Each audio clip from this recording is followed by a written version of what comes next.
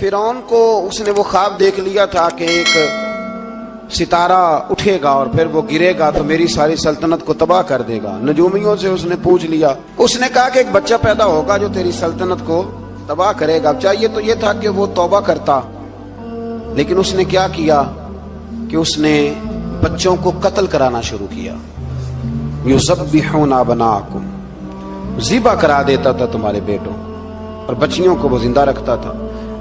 تو حضرت موسیٰ جب پیدا ہوئے تو ان کی والدہ نے پتہ کیا کیا، ان کو ایک صندوق میں بند کر کے دریا میں بہا دیا. اب دریا میں بہتے جا رہے ہیں تو ماں تھی تو پریشان بھی ہو گئی. ان کی ہمشیرہ کو کہنے لگی ذرا دھیان رکھنا کدھر جاتے ہیں. حضرت موسیٰ علیہ السلام دریا میں بہتے بہتے نا فرعون نے نا دریا کے کنارے مکان بنایا ہوا تھا. آپ کو پتہ ہے بادشاہوں کا ذوق ہوتا ہے. آج کل ہمارے جو حکمران ہیں انہوں نے اس کا نام فارم ہاؤس رکھا ہوا ہے، میرا فارم ہاؤس، اور پرانے زمانے میں لوگ ڈیرا کہتے تھے. تو اس نے بھی اس طرح کا فارم ہاؤس بنایا ہوا تھا. وہاں پہ حضرت موسیٰ علیہ السلام تیرتے ہوئے تابوت کے اندر صندوق کے اندر جا رہے ہیں. فرعون اور ان کی بیوی حضرت آسیہ بے اولاد تھیں، بڑی تڑپ تھی بیٹے کی، وہ بھی وہاں کھڑی تھی. صندوق تیرتا ہوا آیا تو فرعون نے کہا کہ جاؤ پکڑ کے لاؤ دیکھو کیا ہے. جب وہ لے کے آئے نا تو آپ کی ہمشیرہ جو نگرانی کر رہی تھی پریشان ہو گئی کہ یہ تو اس کے ہاتھ لگ گئے، یہ تو اب مار ڈالے گا. لیکن جب خوبصورت اور چمکتا ہوا بچہ دیکھا تو بی بی آسیہ کہنے لگی یہ بنی اسرائیل کا ہے ہی نہیں، یہ تو پتہ نہیں کہاں سے بہتا ہوا یہاں آ گیا ہے. تم ایسے ہی چھوڑ، یہ پتہ نہیں کہاں سے رکھ نہ لیں. تو حضرت موسیٰ علیہ السلام وہ کہنے لگا نہیں انہی کے ہیں، موسیٰ علیہ السلام اسی کے ہیں. تو آسیہ کہنے لگی تیرے تو سر پہ نا بس بھوت ہی سوار ہو گیا، ہر وقت وہی لوگ تجھے یاد رہتے، یہ پتہ نہیں کہاں سے بہ کے آیا. اب رکھ لیا، مان گیا فرعون. آپ فرعون کے گھر میں جو اس لیے بچے مروا رہا تھا کہ میری سلطنت حضرت موسیٰ پیدا نہ ہو جائیں، تو اسی کے گھر میں پرورش پانے لگے، اسی کے گھر میں. اب عورتیں منگائیں گئی دودھ پلانے کے لیے، تو حضرت موسیٰ علیہ السلام کسی بی بی کا دودھ نہیں پیتے. تو آپ کی ہمشیرہ نہ وہیں دائیں بائیں گھومتی رہتی. تو کہنے لگی جناب آسیہ سے کہ میں ایک بی بی کو جانتی ہوں، بڑی صاف ستھری ہے، مجھے امید ہے یہ بچہ اس کا دودھ پیے گا. تو فرعون کہنے لگا دوڑ کے لا. تو وہ اپنی والدہ کو لے کے آئیں تو حضرت موسیٰ نے فوراً دودھ پینا شروع کر دیا. فرعون کو پھر تھوڑا شک ہوا. ایک روایت یوں بھی لکھی ہے بعض لوگوں نے کہ فرعون ایک دن اٹھایا ہوا تھا حضرت موسیٰ کی ابھی تھوڑی سی عمر تھی، تو آپ نے اس کی داڑھی پکڑ کے تو ایک گھونسا دے مارا. جلالی تو شروع سے ہے نا. تو کہنے لگا آسیہ تو مان نہ مان یہ بچہ وہی ہے. تو حضرت بی بی آسیہ کہنے لگی کہ تجھے غلط فہمی ہے، یہ وہ نہیں ہے. اس نے کہا دیکھو نا یہ تو اٹھاتی ہے تو پیار کرتا ہے، اور میرے جب قریب آتا ہے تو اس کے لب و لہجے میں تلخی محسوس کرتا ہوں. اس نے کہا بچوں کو کیا پتا. خیر ایک طرف اس نے کھانے پینے کی چیزیں رکھ دی، ایک طرف انگارے رکھ دیے. وہ بھی حضرت آسیہ کہتی ہیں کہ تجھے سمجھ آئے بچے بچے ہوتے ہیں. حضرت موسیٰ بچے تو تھے پر تھے تو اللہ کے نبی نا، اللہ کے نبی تھے. جب اس نے کہا نا یہ بچے ہیں تو حضرت موسیٰ علیہ السلام بجائے انگاروں کی طرف جانے کے نبی تھے، وہ سیدھے کھانے پینے والی چیزوں کی طرف بڑھنے لگے. فرعون کہنے لگا اب بتا. اللہ تعالیٰ نے حضرت جبریل کو بھیجا. انہوں نے کہا ادھر نہیں جانا آپ ادھر جائیے. تو آپ آگ کی طرف گئے اور ایک کوئلہ اٹھا کے زبان پہ رکھ لیا. تو آسیہ کہنے لگی سمجھ آئی بچے کو کیا پتا کدھر جانا ہے کدھر نہیں جانا. اگر وہ اتنا ہی خیال ہوتا وہی بچہ ہوتا تو آگ. اور بعد مفسرین نے لکھا ہے یہ جو حضرت موسیٰ دعا مانگتے تھے نا رب اشرح لی صدری ویسر لی امری، یہ وہ آگ کا انگارہ جب کوئلہ منہ میں رکھا تھا نا تو اس کی وجہ سے زبان میں کچھ لکنت آ گئی. تو آپ دعا کرتے تھے کہ یا اللہ میری زبان کی وہ بند گرا کھول دے تاکہ میں کھل کے فرعون کے سامنے بات کر سکوں. وہیں حضرت موسیٰ پلنے لگے، وہیں پلے، وہیں جوان ہوئے، وہیں اللہ نے ساری دولتیں دی. بہن بھی ملی، ماں بھی ملی، اور سارے عزیزوں کا پیار بھی ملا. اسی گھر کے اندر اللہ نے پرورش کر کے فرعون کے ظلم سے بنی اسرائیل کو نجات عطا فرمائی. موسیٰ پھر فرعون کے گھر میں پلنے لگے، اور جب جوان ہو گئے تو فرعون کے ہاں جو ظلم ہوتا تھا حضرت موسیٰ اس پر بول پڑتے تھے، جلال فرماتے. تو فرعون پھر ناراض رہنے لگا، یہاں تک کہ اس نے آپ کو نکال دیا. آپ تشریف لے گئے وہاں سے. تو حضرت موسیٰ ایک دن شام کے وقت دوبارہ آئے بستی میں، لوگ سوئے ہوئے تھے. تو دو آدمی، ایک بنی اسرائیل میں سے اور ایک فرعون کی اپنی قوم میں سے، وہ دونوں آپس میں جھگڑ رہے تھے. لیکن وہ جو حضرت موسیٰ کی بنی اسرائیل کی قوم کا شخص تھا، اس پر وہ قبطی، وہ جو فرعون کے قریبی لوگوں میں سے تھا، وہ ظلم کر رہا تھا اور بوجھ اٹھانے کی بات کر رہا تھا. اب اس نے حضرت موسیٰ کو پکارا کہ یہ دیکھے میرے ساتھ کس طرح کی بات کر رہا ہے. تو حضرت موسیٰ کا ارادہ بھی نہیں تھا، آپ نے بس اس کو سمجھایا. پر کچھ لوگوں کو سمجھ، تو حضرت موسیٰ نے پھر ایک مکہ مارا، ایک گھونسا مارا، صرف ایک ہی. یہ کئی تگڑے اور دلیر اس طرح کے بھی ہوتے ہیں کہ گھونسا ایک بھی برداشت نہیں کرتے. وہ ایک مارا، آدمی دھڑام سے زمین پہ گرا اور ماری گیا. حضرت موسیٰ کا ارادہ نہیں تھا لیکن وہ مر گیا. حضرت موسیٰ علیہ السلام نے اس بات پر اپنے رب سے استغفار بھی فرمائی. قرآن کہتا ہے کہ انہوں نے معافی چاہی کہ اللہ میرا ارادہ نہیں تھا. بہرحال اگلے دن نا حضرت موسیٰ دوبارہ آئے. وہ سنا کرتے تھے نا ہم کہ بیوقوف دوست سے عقل مند دشمن بہتر ہوتا ہے. وہ کم از کم دشمنی تو عقل مندی سے کرتا ہے نا، لیکن جو بیوقوف دوست ہو بیوقوفی. حضرت موسیٰ دوبارہ آئے تو وہ بنی اسرائیلی اگلے دن کسی اور سے جھگڑا کر رہا تھا. پھر اس نے مدد کے لیے پکارا تو حضرت موسیٰ کہنے لگے مجھے لگتا یہ ہے کہ تیری عادت ہے، تو خود بڑا جھگڑالو ہے، تو نے روز نیا جھگڑا شروع کیا ہوتا ہے. حضرت موسیٰ جب اس کی طرف بڑھے نہ ڈانٹنے کے لیے تو اس نے شور کرنا شروع کر دیا. کہنے لگتا ہے جس طرح آپ نے اسے کل قتل کیا تھا مجھے بھی قتل ہی کریں گے. یہ انسانوں کا مزاج ہے کہ آپ جب تک کسی کے طبیعت کے مطابق چلیں گے وہ راضی رہتا ہے، اور ذرا آپ اس کی طبیعت سے ہٹتے ہیں تو وہ شور کرتا ہے. اس نے کہا جی آپ مجھے بھی لگتا ہے ماریں گے. حضرت موسیٰ کلیم اللہ علی نبینا علیہ السلام کے بارے میں جب اس نے شور کیا تو بات پھر فرعون کے دربار تک گئی. وہ تو پہلے ہی بہانہ تلاش کر رہا تھا. اس نے کہا ڈھونڈو، پکڑو اور معاذ اللہ شہید کریں گے. کسی نے آ کے خبر دی کہ آپ جہاں سے ہجرت کر جائیں، اس لیے کہ آپ کے لیے یہاں حالات درست. اور بھائی یہ چھوڑ دیا کریں بات کہ فلاں آدمی کے حق میں فلاں جگہ حالات کیسے خراب ہوئے تو نبی کریم علیہ السلام مکہ چھوڑ کے کیوں آئے، حضرت موسیٰ علیہ السلام نے ہجرت کیوں فرمائی. یہ ایک ایسی عجیب بحث ہے جس کو لوگ بلا وجہ چھوڑ دیتے، بلا وجہ چھیڑ دیتے ہیں. اور بالخصوص ایک خاتون نے ایک دفعہ مجھے پیغام دیا تو میں بڑی اس کی بات سن کے مجھے عجیب لگا. وہ کہنے لگی کہ دوسری جگہ میری شادی ہوئی ہے، مجھے طلاق ہو گئی تھی، تو مجھے ایک تانا روز سننے کو ملتا ہے تو اتنی اچھی ہوتی تو وہاں نہ رہ لیتی. تو بھئی یہ کوئی تانے والی بات ہے؟ کوئی ضروری ہے کہ بیوی غلط ہوتی ہے تو طلاق ہوتی ہے؟ اللہ کے محبوب علیہ السلام کی دو صاحبزادیوں کو ابو لہب کے دو بیٹوں نے طلاق بھیج دی تھی، کس کی غلطی تھی؟ تو آپ کیا کہہ سکتے ہیں یہاں کیوں طلاق؟ تو اتنی جلدی بات تھوڑی کر دیں گے آپ، تھوڑی احتیاط فرمائیں بولنے میں. تو حضرت موسیٰ علیہ السلام وہاں سے نکلے اور آپ مدین کی طرف چلے گئے. مدین وہ علاقہ تھا جہاں فرعون کی حکومت کوئی نہیں تھی. حضرت موسیٰ جیسے ہی وہاں پہنچے تو ان کے اندر ایک جذبہ تھا، ظلم ہوتا نہیں دیکھ سکتے. جب وہاں پہنچے تو انہوں نے دیکھا لوگ اپنے اپنے جانوروں کو گھاٹ پہ پانی پلا رہے ہیں اور دو خواتین ہیں وہ بالکل پیچھے کھڑی ہیں. تو حضرت موسیٰ کلیم آگے بڑھ کے کہنے لگے تم کیوں نہیں پانی پلاتی؟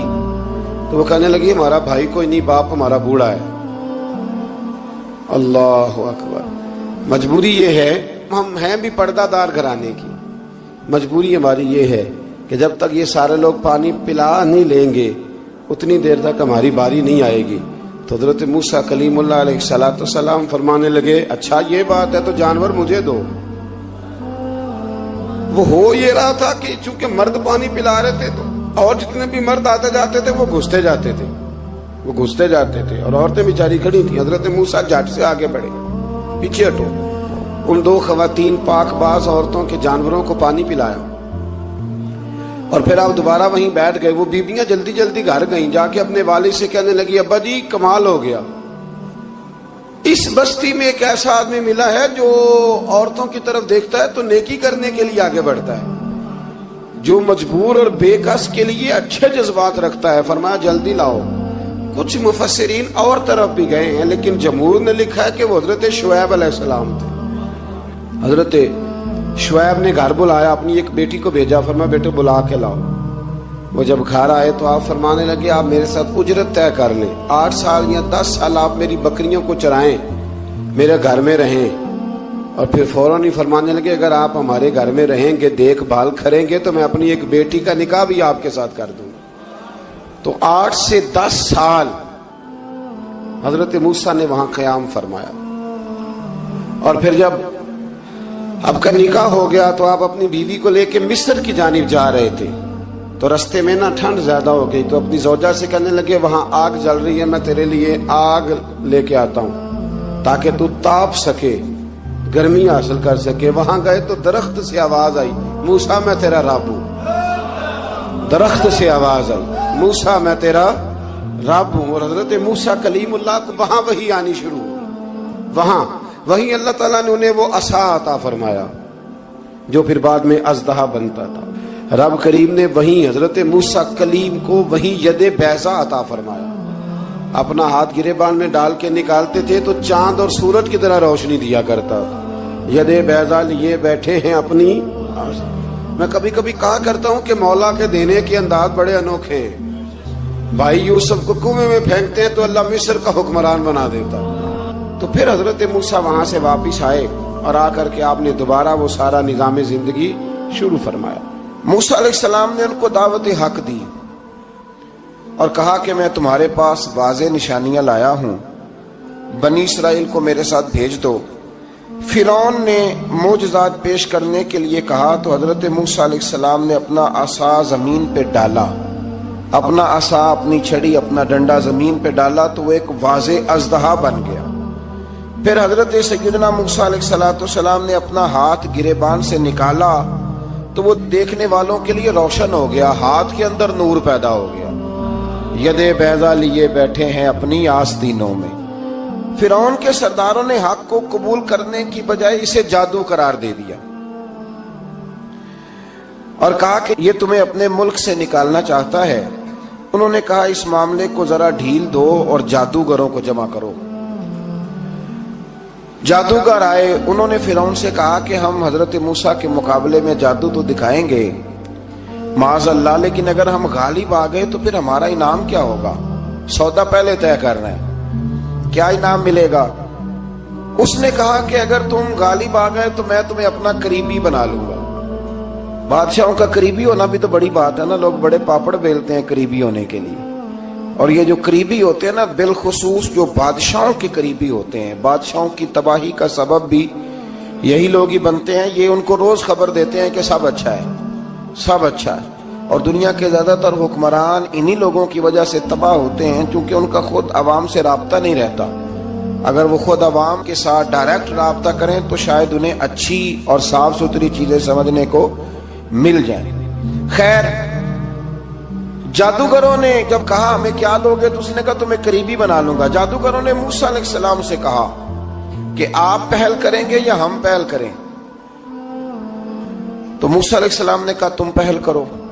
जब जादूगरों ने अपनी रस्सियां जमीन पे डाली तो लोगों की निगाहों को सहर ज़दा कर दिया, जादू कर दिया और उन्हें डरवा दिया। उन्होंने कहा ये तो बड़ा जादू ले आए। तो अल्लाह ताला ने हजरत मूसा अलैहिस्सलाम को हुक्म दिया कि आप भी अपना असा जमीन पे डालें। उनकी रस्सियां सांप बन गई थी ना, दरअसल वो सांप बनी नहीं थी, लोगों की आंखों पर जादू हो गया था, उन्हें सांप नजर आ रहा था। फरमाया आप भी अपना असा जमीन पे डालें। वो असा सांप बना और जादूगरों की सारी चीजों को निगल ही गया। उनकी बहुत सारी रस्सियां सांप बनी थी, इनका एक ही असा सांप बना और सबको निगल गया। इस तरह के मोजज़े की हकानियत और जादूगरों का बुतलान साबित हुआ और फिरौनी रुसवा हो गए। जादूगर सजदे में गिर गए और अल्लाह पर ईमान ले आए। फिरौन ने उन्हें धमकी दी कि तुम मेरी इजाजत के बगैर ईमान ले आए हो, मैं तुम्हारे हाथ और पांव मुखालिफ सिमत से काट दूंगा, यानी उल्टा हाथ काट दूंगा, सीधा पैर काट दूंगा। मेरी बगैर इजाजत ईमान ले आए हो और तुम्हें सूली पे भी चढ़वा दूंगा। उन्होंने कहा कि ईमान लाने की पादाश में तुम हमें सजा देना चाहते हो। फिर उन्होंने अल्लाह ताला से सब्र और इस्तकामत की दुआ की। اس کے بعد فرعون نے بنی اسرائیل کے بیٹوں کو قتل کرنے کی اور بیٹیوں کو زندہ چھوڑنے کا حکم دے دیا۔ موسیٰ علیہ السلام نے قوم کو صبر کی تلقین کی اور کہا کہ نیک انجام اہل تقوی کے لیے۔ یہاں ایک لطیف بات ہمارے صوفیاء نے بھی لکھی ہے۔ صوفیاء کہتے ہیں کہ فرعون نے کلمہ نہیں پڑھا پر جادوگر کلمہ پڑھ گئے۔ وہ کس طرح کلمہ پڑھ گئے؟ تو کہنے لگے دراصل انہوں نے آتے ہی حضرت موسیٰ کا ادب بڑا کیا تھا۔ جادوگر حضرت موسیٰ کے مقابلے میں آ کے بھی ان سے کہتے ہیں کہ رسیاں آپ پہلے ڈالیں گے کہ ہم ڈالیں، آپ اصحاب پہلے رکھیں گے کہ ہم رکھیں؟ تو اتنا سا ادب کیا تو رب کریم نے فرمایا جو نبی کا ادب کرے وہ بے ایمان نہیں رہ سکتا، جو نبی کا ادب کرے وہ بے ایمان نہیں رہ سکتا، اور جو نبی کی بے ادبی کرے وہ ایماندار نہیں رہ سکتا۔ ختم ہو گئی بات۔ یہاں ہمارے صوفیاء نے یہ بات لکھی ہے کہ چونکہ انہوں نے آتے ہی کہا تھا کہ آپ پہلے ڈالیں گے یا ہم پہلے ڈالیں، تو حضرت موسیٰ سے انہوں نے پوچھ لیا، نبی کے پوچھے بغیر پہل نہیں کی تو اللہ نے انہیں ایمان کی دولت عطا کر۔ اللہ تعالیٰ نے فرعونیوں پر قحط سالی کا عذاب نازل کیا۔ فرعونیوں کا طریقہ یہ تھا کہ اچھائی کو اپنا کمال گردانتے تھے، کہتے تھے یہ ہماری طرف سے، اور برائی کو معاذ اللہ بدشگونی کے طور پر موسیٰ علیہ السلام کی طرف منسوب کرتے تھے، کہتے تھے معاذ اللہ آپ کی وجہ سے یہ سارا کچھ ہو رہا ہے۔ ہوتے نا نہیں کہتے ہیں جب سے میں وہاں گیا ہوں تب سے، ہمارے بزرگ ایک لطیفہ بھی سنایا کرتے تھے کہ کسی زمیندار نے نماز پڑھنی شروع کی تھی تو اس کے جانور مرنے شروع ہو گئے۔ اب لوگ سمجھتے ہیں کہ معاذ اللہ شاید یہ کسی بزرگ کے سبب سے ایسا ہے، حالانکہ یہ تو اللہ کی طرف سے آزمائش ہوتی ہے، اس کی حکمتیں ہوتی ہیں۔ اللہ تبارک و تعالیٰ نے ان پر عذاب کیا نازل کیا؟ آیت نمبر 130 اور 143 کا بھی آپ سورہ اعراف کی پڑھیں تو اللہ تعالیٰ نے ان پر ٹڈیوں کا، جموں کا، مینڈکوں کا اور خون کا عذاب نازل کیا۔ یہ کس قسم کا عذاب ہے؟ جمعے پڑ گئے، ٹڈیاں آ گئیں، یہ اللہ نے عذاب نازل کیا۔ جب وہ عذاب میں مبتلا ہوئے تو موسیٰ علیہ السلام سے کہا کہ آپ اللہ سے دعا کریں کہ ہم سے یہ عذاب ٹل جائے، اگر ایسا ہوا تو ہم ایمان لے آئیں گے، بنی اسرائیل کو بھی آزاد کر دیں گے۔ لیکن موسیٰ علیہ السلام کی دعا کے نتیجے میں جب عذاب ٹل جانے کے بعد فرعونی پھر اپنے وعدے سے پھر گئے۔ بنو قریظہ والوں نے بھی کئی دفعہ حضور سے وعدے کیے پر اپنے وعدوں پر قائم۔ ایک بات آپ سے یہاں روک کے عرض کر دوں، ہم بھی کئی دفعہ کہتے ہیں ذرا بریک کبھی گاڑی کی نہیں نہ لگتی تو ہم ارادہ کرتے ہیں کہ آج سے ہی نماز شروع کر دینی، ذرا طبیعت زیادہ لیل ہوتی ہے تو ارادہ کرتے ہیں نا کہ بھائی آج کے بعد ہم نے نیک، پھر کیا ہوتا ہے شفا ہو گئی تو چھٹی ہو گئی۔ یہ طریقہ درست نہیں، یہ تو کفار کا طریقہ بیان کیا نا قرآن پاک نے۔ یہاں فرمایا جب اللہ تبارک و تعالیٰ نے انہیں نجات دے دی تو اپنے وعدے سے مکر گئے، تو پھر اللہ تبارک و تعالیٰ نے بنی اسرائیل کو سمندر پار کر کے ایسی قوم کے پاس پہنچا دیا جو بتوں کی پرستش کرتی تھی۔ وہ تو بچ گئے لیکن فرعونی سارے دریا کے اندر غرق ہو گئے۔ حضرت موسیٰ علیہ السلام سے کہنے لگے کہ ہمارے لیے بھی یہ خدا بنا دیجئے۔ حضرت موسیٰ علیہ السلام نے فرمایا بت پرستی کرنے والے جاہل ہیں۔ یہ بت پرست قوم کے پاس جب گئے نا بنی اسرائیل والے، بت پوجتے ہوئے دیکھا تو کہنے لگے ہمارے لیے بھی سامنے بنا کے رکھ دو۔ فرمایا یہ تو جاہل ہیں، تم انہیں دیکھ کے اثر قبول کر رہے ہو، اور اپنی جاہلیت کے باعث یہ ہلاک ہونے والے بھی ہیں۔ پھر اللہ تعالیٰ نے بنی اسرائیل پر اپنی نعمتوں کا ذکر فرمایا، اور موسیٰ علیہ السلام نے اپنی قوم میں ہارون علیہ السلام کو اپنا جانشین فرمایا اور کوہ طور پر تشریف لے گئے۔ اللہ نے فرمایا وہاں آ جائیں، میں آپ کو تورات عطا کرتا ہوں۔ 40 دن کا یہ عرصہ تھا۔ موسیٰ علیہ السلام نے وہاں پہ جا کے، وہ سارا واقعہ بھی انہی آیات میں ہے کہ حضرت موسیٰ نے عرض کیا تھا کہ رب ارنی، یا اللہ میں تجھے دیکھنا چاہتا ہوں، تو فرمایا لن ترانی، تو نہیں دیکھ سکتا۔ وہ بھی یہاں اللہ نے ذکر فرمایا۔ پھر اللہ تعالیٰ نے اپنی ایک تجلی جب کوہ طور پہ ڈالی تو حضرت موسیٰ علیہ السلام تاب نہ لا سکے اور بے ہوش ہو گئے، اور پہاڑ بھی ریزہ ریزہ ہو گیا۔ اس کا ذکر بھی اللہ نے انہی آیات میں فرمایا۔ آیت نمبر 144 سے 155 تک حضرت موسیٰ علیہ السلام کو رسالت عطا کرنے، کلیم اللہ کا منصب عطا کرنے، تورات عطا کرنے کا ذکر ہے۔ آگے چل کے بتایا کہ جو متکبر لوگ ہیں نا وہ آیات الہیہ سے منہ پھیرتے، اور جو لوگ اللہ کی آیات اور قیامت کو جھٹلاتے ہیں ان کے اعمال باطل ہیں۔ پھر موسیٰ علیہ السلام کے کوہ طور پر قیام کے عرصے میں بنی اسرائیل کے زیورات سے بچڑا بنا کر اسے معبود بنانے کا ذکر ہے۔ ان میں ایک جادوگر تھا سامری، سنا ہے سلالہ میں اس کی قبر ہے۔ حضرت موسیٰ کوہ طور پہ چلے گئے تو اس نے پیچھے سے سونے کا ایک بچڑا بنا لیا، اس میں سونے کی تاریں اس کے منہ میں لگائیں، ہوا چلتی تھی تو بجتی تھی۔ اتنے کمزور عقیدے کی یہ قوم تھی کہ انہوں نے فٹافٹ ماننا شروع کر لیا، فٹافٹ ماننا، کہنے لگے یہ ٹھیک ہے۔